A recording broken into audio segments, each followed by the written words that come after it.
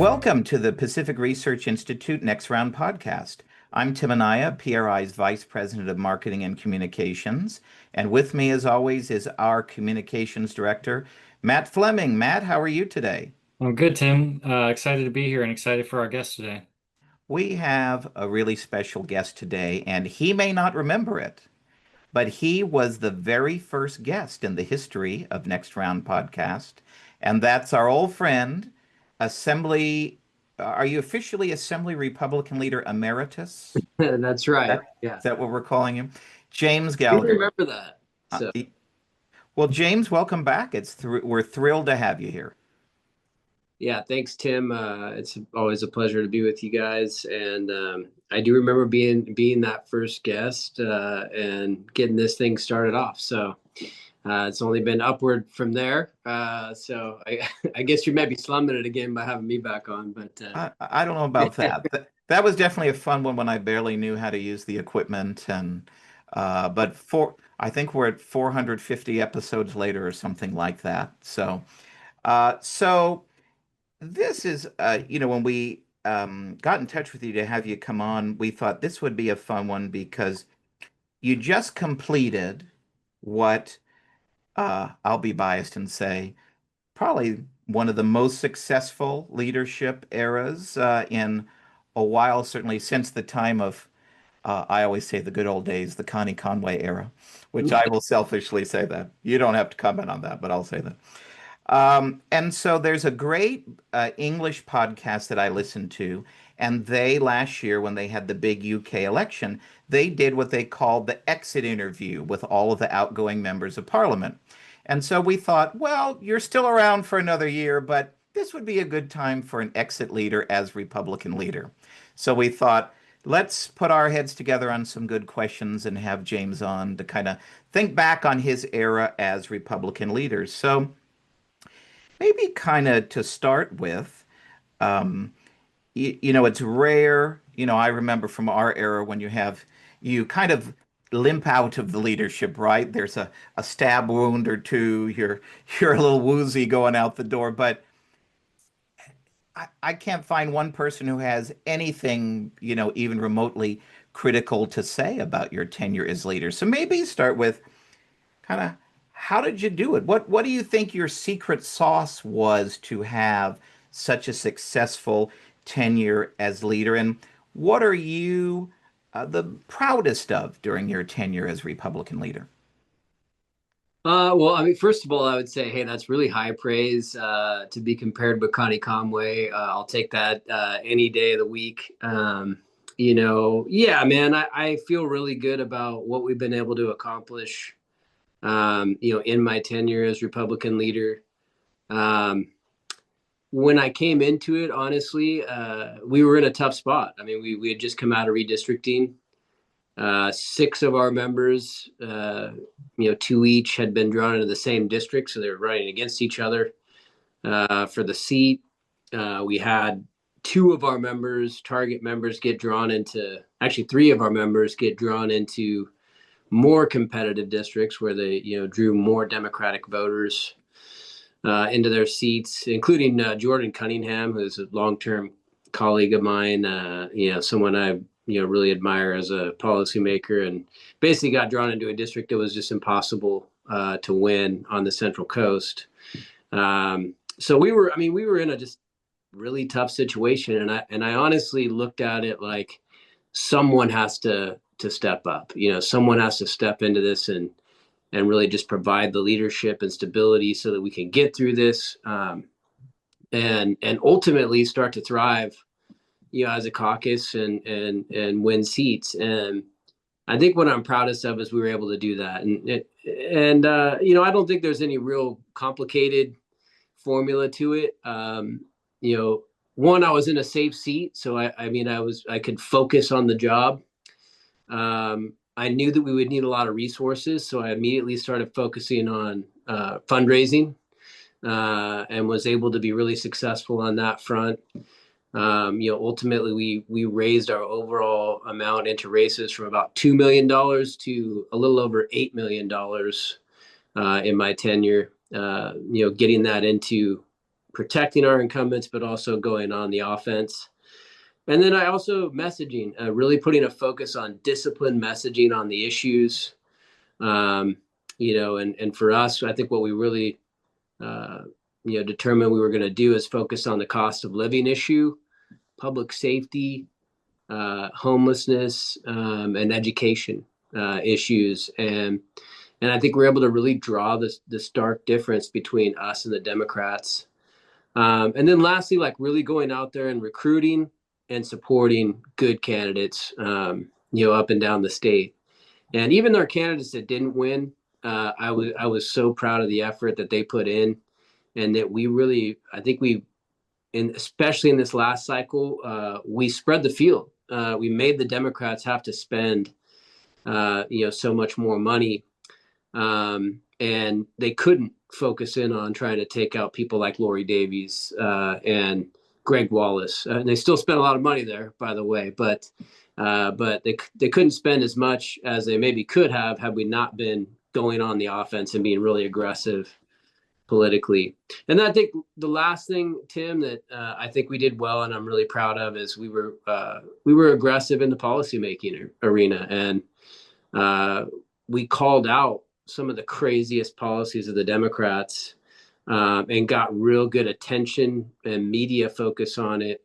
And ultimately, we won the narrative and won the policy argument. So Prop 36 is probably the best example of that, where it was really Republicans driving the narrative that we needed this crime measure. We needed to make crime illegal again in California. They tried to stop us every step of the way, and a disciplined Republican caucus, brought that issue to a head and ultimately got that before the voters, and we won the issue with 70% of the vote. And I think that's just one of the examples of where we as a Republican caucus, disciplined, focused on our message, we're able to really make a difference and drive the policy debate as well. So I mean, all those things, was I really take a lot of pride in being able to bring together all of the members of our caucus, utilize their talents, and be successful, on all of those fronts. And I mean, I think that's what a good leader tries to do is not so much about, them, but really about the team, and trying to bring everybody together to be successful and make sure that we accomplish our objectives. And so, I was proud to lead the caucus for this time, be a good steward of that. And now it's time for someone else to step up and do that. Yeah, leaders are often remembered for the political victories, but what you just mentioned is obviously near and dear to Tim and I's heart as communications guys, wrangling a caucus and getting them to stay on message and pushing for the good of the team. It's a very, very challenging job, and you did do that well. The other thing that came to my mind was the recent the bill on child sex trafficking. You guys did really good work there. Driving home an obviously moral message. You did the right thing, and you got the caucus, the Democrats, to do the right thing, which was the ultimate win, I thought. Yeah, I mean, those are really good victories as well. I mean, Shannon Grove did some great work and yeah, legislation. That should just be common sense, right? That minors being trafficked, there should be serious penalties.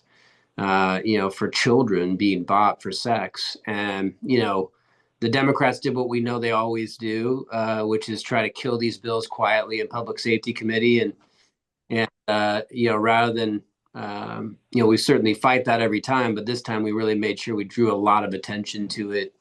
And honestly, I think the media also finally took a lot more notice. Reporters like Ashley Zavala and, Emily, Hoban, took a lot of notice on this and called this stuff out, and I think it really brought it to a head. And so, those were also, I think, to me, like, really big victories, and obviously, more importantly, because of the issue and being able to get something done that was just and help protect our kids. it should just be common sense. That's the plaque Tim and I are going to donate to the leader's office going forward. So real quick, what advice do you have for your replacement and now Assembly Republican leader Heath Flora? Well, look, Heath has really been my right-hand guy. I give him a lot of credit. He was a big part of our electoral team. Was a guy who helped raise a lot of money for the cause. Provide a lot of input, and then also, was our floor leader and was really, a part of a lot of our policy objectives and what we were trying to do on the floor in terms of motions and other plays to get our message out. And so, there's a lot that I think that he kind of already knows. Every leader is going to approach it a little bit differently and give their own signature to it. I think my biggest piece of advice is just really try to build the consensus, and that can be sometimes a tough thing when you have multiple members, all who really believe passionately in what they're doing. You alluded to it earlier. Sometimes, Matt, it is hard to get everybody to maybe focus on the same thing. That's okay, but you try to provide a space where you give everybody the ability to give some input, and then ultimately stake out an objective and an action that moves the caucus forward. And so I think that's important, and I think that's something our caucus has done actually pretty well over the last few years, and I envision will continue to do as we move forward. Connie would always describe the job as not herding cats, sometimes herding feral cats. So we on the inside know how that can be sometimes, and kind of leads into this question. You obviously didn't come into the whole thing unfamiliar, right? That you started as an assembly fellow. Maybe I had a little help there, getting you going there, and you worked as a staff member. You worked as a county supervisor. So, what kind of surprised you the most about your time in leadership? What did you least expect that you experienced? Man, that's a good question. I feel like I was well prepped for it just because I had known other leaders. Brian Dowley, is a good friend of mine, had been a leader in the Assembly Caucus. So many different people that Mike Belines, obviously knows this very well. Connie Conway was definitely someone I talked to a lot. So I felt like I was kind of prepped for what the job is and what it isn't. And maybe that's something that really helped me, is just having like the value of that experience of having that input, mentorship, guidance from other people who had done it before.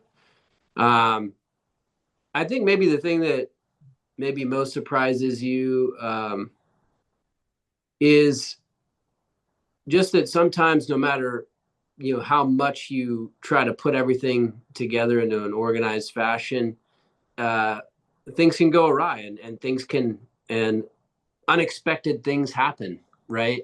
Despite our best plans, and you have to be nimble, right? And you have to find ways to kind of ride the lightning, if you will. I would say that actually a few times during my tenure is like, hey, let's just ride the lightning here. This isn't what we expected. It's not what we wanted. But nonetheless, like, we got to be nimble, respond to the thing, and keep on the objective, right? Of showing the difference between Republicans and Democrats on policy, on politics, and hammering home our message. And I think that, even when we had those kinds of things, I'll use as an example, Prop 50. I mean, this redistricting effort, not something that any of us wanted or even expected coming back in a legislative session, but we said, hey, we got to fight this. We got to find a way to really, drive home the narrative, respond to what's going on in real time. And there's a lot we don't know. But I thought we did I was very proud of my caucus that, the motions that we did on the floor, the work that we did in committee, some of our newest members, Ali Macedo and David Tangipa, did great work in committee, just calling out, what these guys were doing.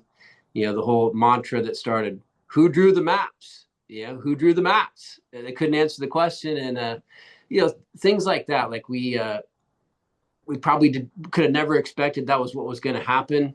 But we rode the lightning, and I think we really put a lot of stink on this and showed how terrible it was.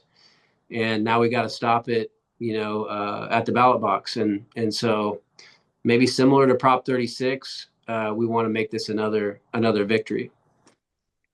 So one of the most challenging things from an outside perspective looking in, with being leader, is that you have to be an advocate for your caucus. You have to be a strong, in your case, Republican. But at the same time, you have to kind of work with the Democrats because they have all the power, and no matter how much anyone says it can't get worse, it can always get worse. So you had to go through these partisan battles on a daily basis, with Speaker Rendon, with Speaker Rivas, with Governor Newsom, with the Senate, and obviously the Senate is always the Assembly's enemy. But you had to work with the two speakers and with Newsom. What did you find working with them to be like? Was it enemies by day, friends by night? Was it heated all the time? Was it they were tough but fair? Or did they hit below the belt too much? I mean, how can you characterize sort of in your interactions with them? Yeah, I mean, there's always this push-pull of that job of obviously doing your job as a minority party to voice the opposition, uh, to talk about what you think is wrong with what the majority party is doing, and yet not let that get in the way of things that you might agree on and things that you might want to work together on. And there's always that. It doesn't get as much attention, those types of things that they're actually bipartisan. And, one of those was housing, housing reforms that we helped push through over the years, where you had people on both sides of the aisle say, hey, look, CEQA is a problem. CEQA is a problem and it gets in the way of good projects that we need to get built.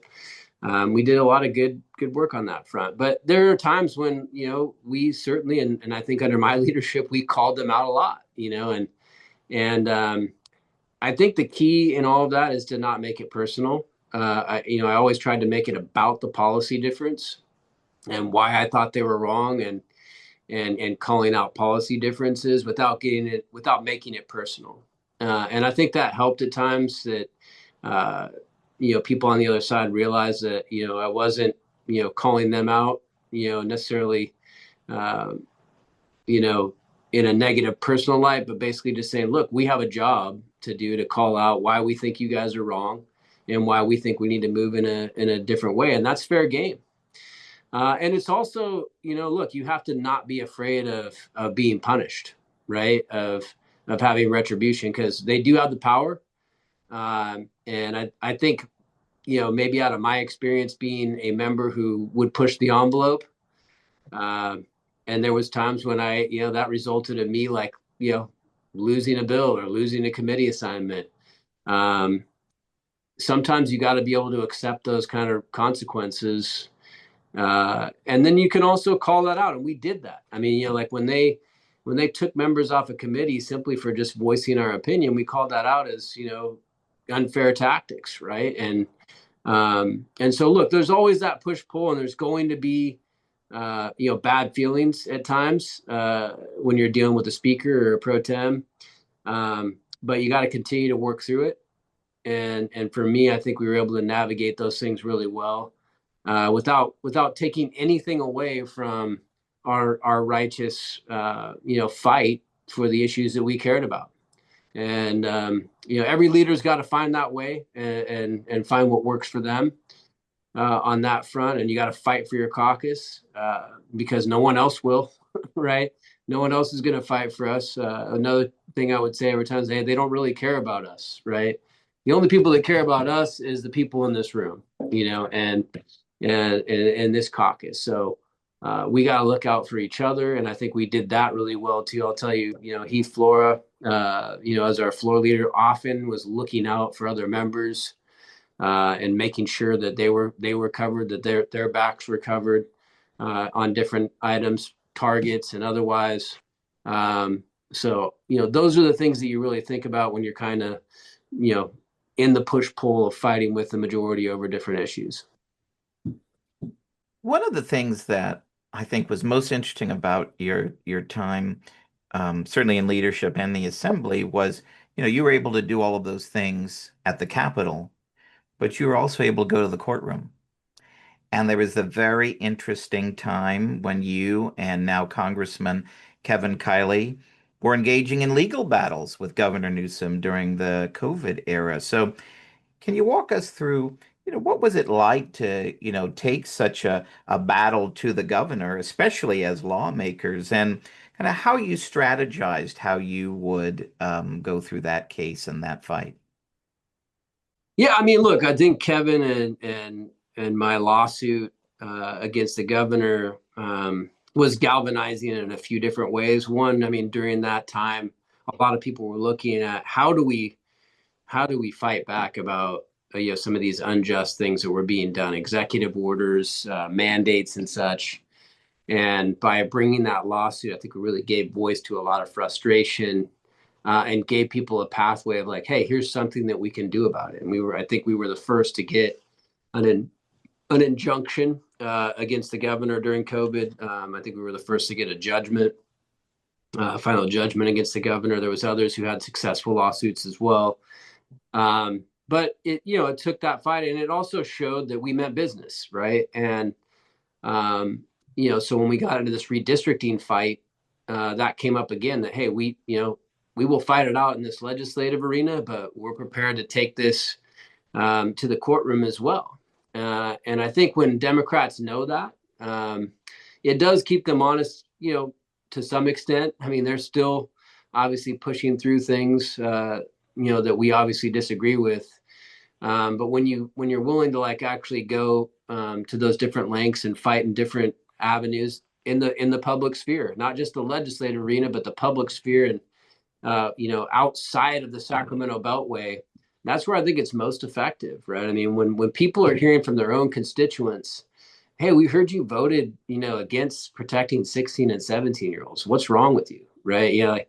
Or hey, man, we heard that you voted to, tax us more for high-speed rail, right? I mean, these are the kinds of things I think that can really move the needle and get people and build the pressure on Democrats, in their home district. So I think all those things are helpful, and we certainly tried to utilize them as best as possible during my tenure. One of the most important issues that any Republican leader works on is the state budget. Unfortunately, Gavin Newsom is not known for embracing Republican priorities and writing his budget plans.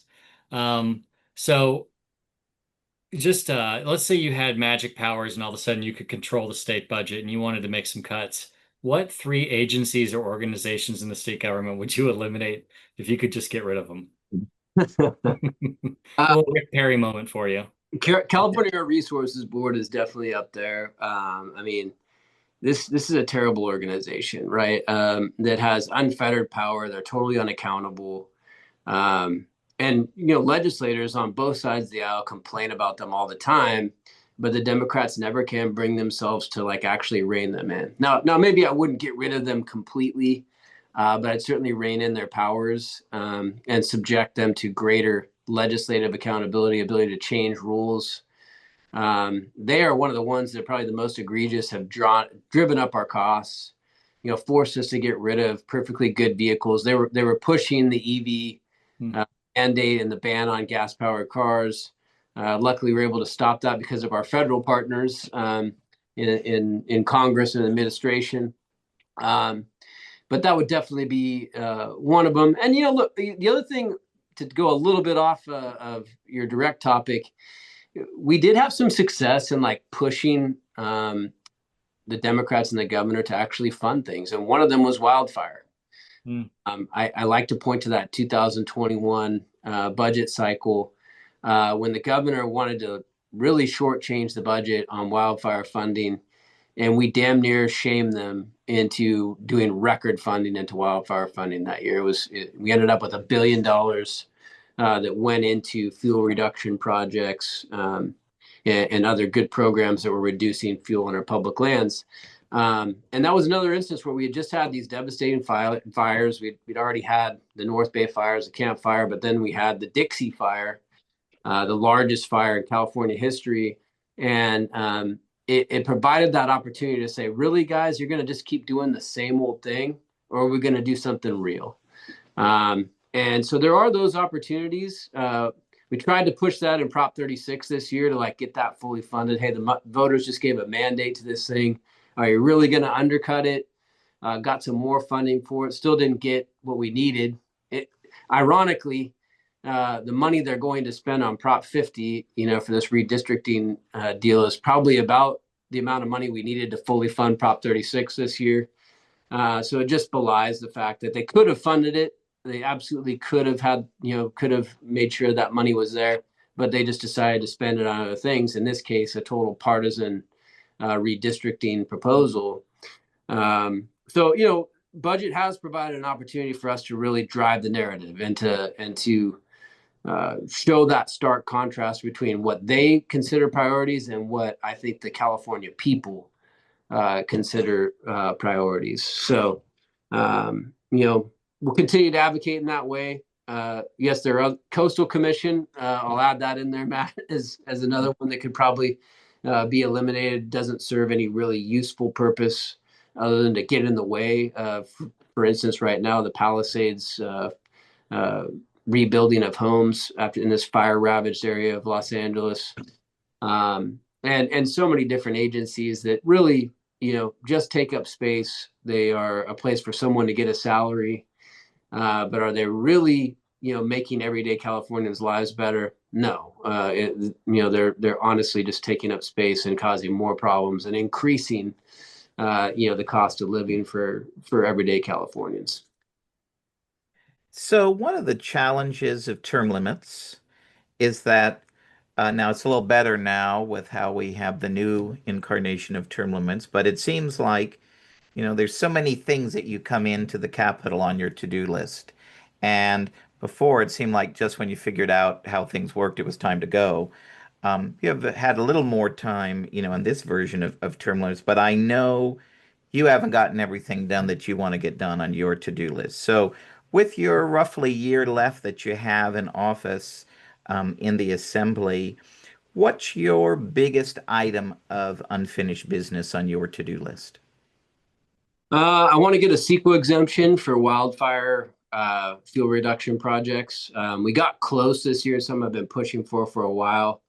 I'd say in the old days, we couldn't even get out of committee, couldn't even get a hearing in the Natural Resources Committee.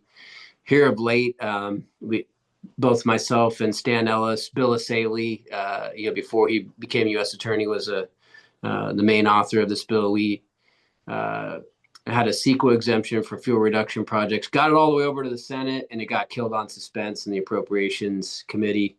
I would love to actually get that done, and to have a real strong CEQA exemption, for these wildfire prevention projects. It's something that is a long time in coming. A lot of people have sort of maybe poo-pooed this, two-state solution that I rolled out. There's a real conversation that needs to happen about the failure to really address inland California issues, and I, it's not just me that has said this. Anthony Rendon actually said this as he was going out as speaker, was that, hey, the next speaker is really going to have to address this problem with inland California versus coastal.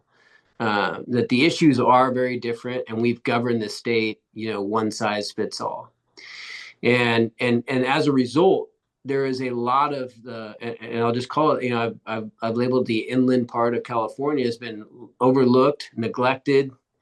And I give some different examples. I mean, you think of the hardworking refinery worker who commutes to his job in the Bay Area, but he lives in inland California. He's about to lose his job as the refinery shuts down because of these policies that have mostly been championed by Bay Area and LA legislators. He goes to the gas pump and he pays the highest cost of gas in the nation in the 48 contiguous states because of the policies that are largely passed by coastal legislators as part of their climate policies. And then he pays utility costs in the inland part of the state where we have to run air conditioning in the summer because we have some of the hottest summers, in the nation. And we pay the highest electricity costs, right, in the nation, largely because of mandates and policies that have been passed, by more coastal legislators who don't even have to have air conditioning, right? I mean, so this is the dichotomy that we have in California, and I think a lot of what I'm saying, this was a response to Prop 50, and because seriously, if you were going to strip me of all in Northern California and say Bay Area people like Jared Huffman and Mike McGuire are our representatives now, and speak for rural Northern California, then we've really gotten to a place where there is no representation, and the only place that we can have that is by our own self determination, through statehood. So I brought this really as a serious conversation that we need to have, and I intend to actually bring that to a head and have a lot of conversations with fellow legislators. I think we're going to get a lot of input from locals and others who have been feeling the same thing. And whatever it is, I hope what comes out of it is a better understanding and real input that finally makes it into the policy making process, that takes into account these very real interests, of what I will call inland California. Basically these counties, from Modoc in the north all the way down to San Bernardino in the Inland Empire, that really have not gotten the attention they deserve. And you're carrying on, of course, in the tradition of another great North State legislator. I actually have a 51st or fight button from the late great Stan Statham. Yeah, he was the last one to really push that and press that issue. And I got to meet Stan, briefly. It was when I was a county supervisor, and have a discussion with him. It was a good discussion, man. As somebody who had really been in that fight, and look, it's true. The more things change, the more they stay the same. This has always been something that has been an issue in California. I think Alex Vassar, who has all of the data, information on everything legislative, I think said that there's been over 200 different ideas for state splits since California's inception. So again, not a new conversation, but definitely one that needs to be had. Well, Stan wrote a book about it not long before he died, so I highly recommend you pick up a copy of his book and check it out. May give you some good ideas for your legislation. I've not read the book, and I do intend to do that. So I will pick that up. Thank you, Tim. So I know you have a little bit of time left in the legislature, but I'm sure you're starting to think of what's next. I mean, what's next for you? I mean, first, man, I do want to finish strong, continue to advocate for, the issues that I think are really important, to my constituents and to people in the state. I really want to see us be successful electorally. So I'm still going to be very much engaged in our elections team, in the Assembly caucus. Want to add to our numbers. So I'm going to put some good focus into that over the next year. As what's next, I don't know yet for sure, right? I mean, for me, I think it's always been, I am a man of faith, and I feel like God has always sort of opened the doors where He wants me to be, and to give me opportunities for leadership, and stewardship. And so I kind of look at it like, hey, the right thing will come along, and I'll know it, and it'll be confirmed, and then I'll jump right in. I will say in my time in politics, there's been multiple times where I thought I was going to go do one thing, and then the door just closed on that, and that was not the thing, and I ended up doing something else, that was valuable, and I think a good use of my talent. So we'll see what that is, down the road. Until then, I'm just going to keep plugging away. So last question, we're going to see if your answer has changed over the last 7 years. So we call our podcast, of course, Next Round because of our proximity to wine country and our love of discussing public policy over a great glass of California wine. So Right. what is James Gallagher enjoying as he toasts a very successful leadership run? Man, that's a good question. And I do have the picture right behind me that really emphasizes that Yes. this wine country picture.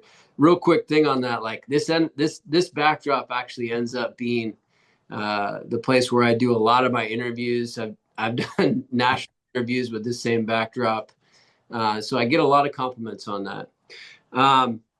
Let's see.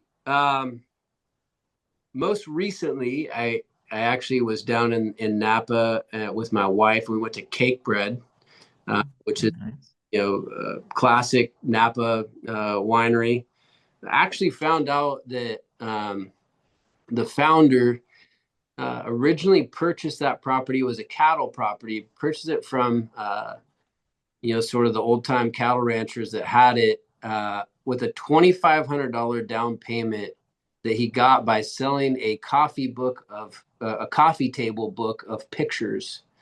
So for $2,500 down payment, he got into that first Cake Bread winery, and now it's obviously exploded. And they've got an amazing California business. I'm always amazed by those stories. But I had a great Cabernet Sauvignon that they make, at the winery. Bought a bottle of that, and so I have that at my house, and that will probably be, the vintage that I will have a celebratory drink on my leadership tenure. Well, James Gallagher, we're thrilled you could join us today.